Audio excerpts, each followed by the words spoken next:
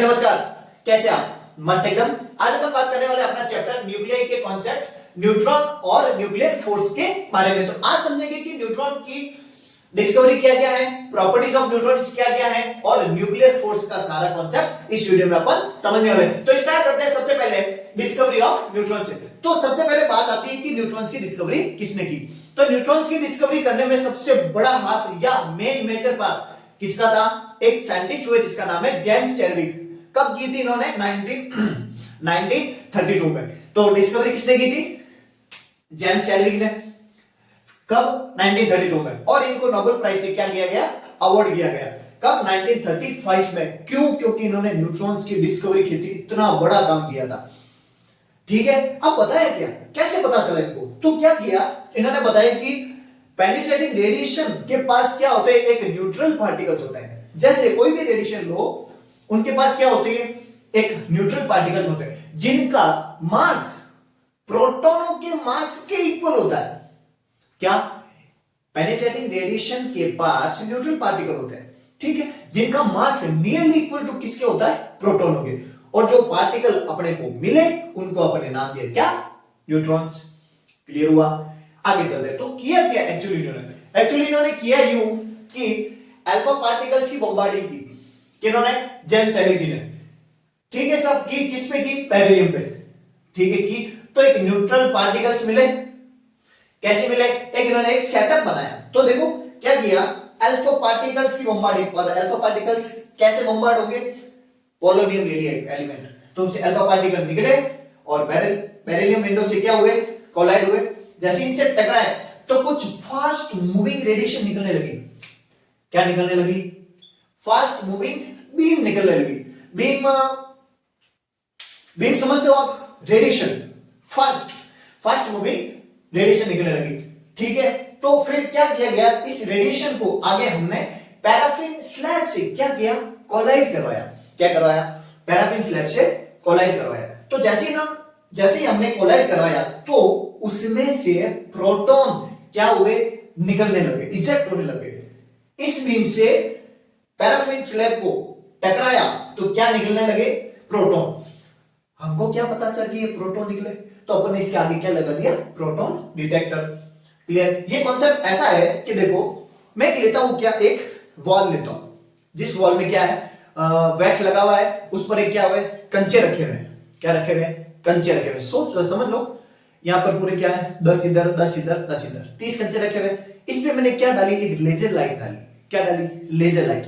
जैसी laser light डाली तो कंचे क्या? कंचे आगे खिसके के नहीं, तो ऐसा कुछ करो कि कंचे वहां से उठ के चले जाए। तो मैं क्या करता हूं? एक दूसरा कंचा लेता हूं और उस पर क्या करता हूं? मारता हूं। मारा तो मारने के बाद उस वैक्स में से जो कंचा फंसा हुआ था वो निकल गया। और वो जो निकला तो उसका नाम आपने क्या दिया? प्रोटॉन। तो आपने को कैसे पता कि प्रोटॉन है? आगे आपने क्या लगाया? डिटेक्टर। क्लियर हुआ? नेक्स्ट अपना टॉपिक आता है क्या? Properties of neutron. क्लियर हुआ? आगे चलें।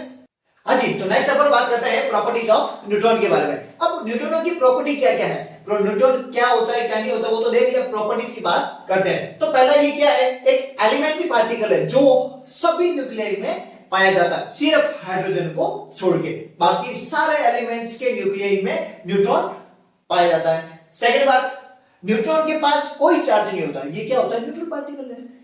और इसका जो मास होता है वो प्रोटॉन से थोड़ा सा क्या ज्यादा है? छोटू सा ज्यादा है। किससे? प्रोटॉन से। है लगभग बराबर लेकिन थोड़ा सा ज्यादा है। तीसरी बात करें कि ये न्यूट्रल है तो इलेक्ट्रॉनों से इंटरेक्ट नहीं होगा। जब इंटरेक्ट ही नहीं होगा तो इनकी आयनाइजिंग पावर क्या होगी? सबसे लो। तो being neutral they don't interact with electrons, electrons के साथ इंटरेक्ट नहीं होता है। सो neutron has low ionising power. Next, अब देखो ये न्यूट्रल है तो ना तो ये अट्रैक्ट होगा ना ही रिपेल होगा। तो किसी से ना तो अट्रैक्ट होगा ना रिपेल होगा। तो क्या होता है? And the electron of an atom, ना तो इलेक्ट्रॉन से रिपेल होगा ना अट्रैक्ट होगा। नेक्स्ट बात करते हैं ये दे induce radioactivity in many elements. आगे वाले टॉपिक में पढ़ेंगे कि ये कैसे रेडियोएक्टिव एलिमेंट्स शो करते हैं। क्लियर? आगे चलें। हाँ जी, तो नेक्स्ट अपना टॉपिक है न्यूक्लियर फोर्स। न्यूक्लियर फोर्स क्या होता है कि किसी भी न्यूक्लियाइड में जो क्या क्या होते हैं, प्रोटॉन्स एंड न्यूट्रॉन्स। तो उन प्रोटॉन्स और न्यूट्रॉन्स को कौन बांधे रखता है? प्रोटॉन पर चार्ज होता है पॉजिटिव, तो क्या न्यूक्लियस में क्या होते हैं, बहुत सारे प्रोटॉन, तो क्या उन प्रोटॉन में रिपल्शन नहीं होता? क्या प्रोटॉन और न्यूट्रॉन में तो वैसे भी कोई अट्रैक्शन या रिपल्शन नहीं रखता, फिर भी प्रोटॉन और न्यूट्रॉन को कौन बांधे रखता है? तो एक ऐसा फोर्स होता है जो नेचर में सबसे पावरफुल है। नेचर का सबसे पावरफुल फोर्स कौन सा है? न्यूक्लियर फोर्स है। तो न्यूक्लियर फोर्स एक्चुअली है क्या, तो इसकी डेफिनेशन देख लेते हैं। तो the average separation between the nucleus is about 10⁻⁻15 metre. तो न्यूक्लियस के बीच, न्यूक्लियस के बीच की डिस्टेंस कितनी होती है? -15 मीटर। ये क्या है? The strong attractive interaction acting between the nucleus is called nuclear force. तो न्यूक्लियस के अंदर क्या होता है? Proton, neutron. तो प्रोटॉन और प्रोटॉन को बांधे रखना किसका काम है? Nuclear force. तो क्या इसमें चार्ज वाला लफड़ा नहीं है? क्या ये प्रोटॉन पे भी प्लस और प्रोटॉन पे भी प्लस, फिर भी एक दूसरे पर अट्रैक्ट कैसे होते हैं? अभी देखते हैं इसका कॉन्सेप्ट। क्लियर हुआ? ये होता है अपने क्या? Nuclear concept, nuclear force. It is the strong attractive force that inside the protons and neutrons together inside the nucleus के अंदर प्रोटॉन और न्यूट्रॉन्स के बीच में पाया जाता है। क्लियर? प्रॉपर्टीज की बात करें, प्रॉपर्टीज क्या क्या है? तो पहली property strong interaction. Strong interaction का मतलब क्या होता है? सुनो कि अगर मैं क्या लू, यहां लिख देता हूं ना, अगर मैं बात करूं ग्रेविटेशनल फोर्स, इलेक्ट्रिक फोर्स और न्यूक्लियर फोर्स के बीच में, तो अगर ये 1 है तो इलेक्ट्रिक फोर्स होगा 10⁻36। अगर ग्रेविटेशनल फोर्स है 1 तो इलेक्ट्रिक फोर्स कितना होगा? 10⁻36। और न्यूक्लियर फोर्स कितना होगा साहब? 10⁻38। कितना डिफरेंस है, समझ सकते हो? तो क्या बहुत स्ट्रॉन्ग इंटरेक्शन है। क्लियर? पहला क्लियर हुआ। दूसरा शॉर्ट रेंज फोर्स। दूसरा शॉर्ट रेंज फोर्स का मतलब ये ज्यादा डिस्टेंस पर काम नहीं आता है, लगभग 10⁻⁻2 से 3 फर्मी तक क्या होता है? ये काम आता है। क्लियर? ऐसा नहीं है कि भी एक प्रोटॉन यहां है तो दूसरे न्यूक्लियस का प्रोटॉन वहां है तो ये न्यूक्लियर फोर्स लगेगा, नहीं, एक शॉर्ट रेंज में ये फोर्स काम करता है। Clear? Third concept, sorry, variation with distance. Distance बढ़ने के साथ वेरी होता है। क्लियर? कितना वेरी होता है? ऐसा कुछ स्टेबिलिटी अभी देखेंगे। Charge independent character. Charge independent का मतलब क्या? क्या प्रोटॉन में भी क्या होता है? पॉजिटिव चार्ज, दूसरे प्रोटॉन में भी पॉजिटिव चार्ज, फिर भी क्या है? एक दूसरे को क्या कर रहे हैं? अट्रैक्ट। ये इसकी क्या है? प्रॉपर्टी। प्रोटॉन और न्यूट्रॉन, न्यूट्रॉन पर क्या है? कोई चार्ज नहीं, प्रोटॉन पर प्लस है, फिर भी क्या है? अट्रैक्टिव। तो ये चार्ज क्या होता है? इंडिपेंडेंट होता है।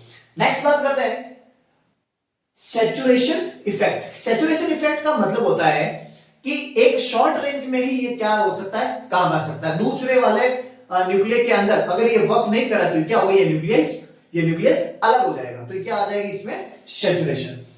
नेक्स्ट है spin dependent character. Spin dependent का मतलब क्या होता है कि अगर दो प्रोटॉन का स्पिन पैरेलल है और दूसरे दो प्रोटॉन का क्या स्पिन क्या है? Anti parallel.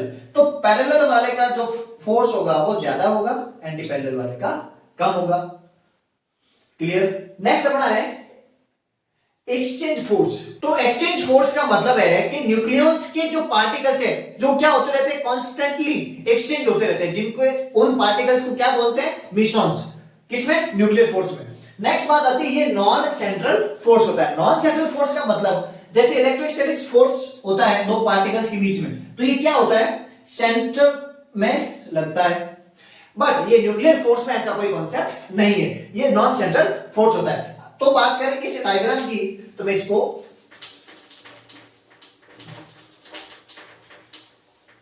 हटा देता हूं। हाँ, तो न्यूक्लियर फोर्स कब कम होगा? 0.8 फर्मी तक। जब डिस्टेंस क्या हो, दो न्यूक्लियनों के बीच में डिस्टेंस 0.8 मीटर रख देंगे तो क्या होगा? वो सबसे ज्यादा पास आएंगे। ये था अपना कॉन्सेप्ट ऑफ न्यूट्रॉन है न्यूक्लियर फोर्स का। क्लियर? Thank you.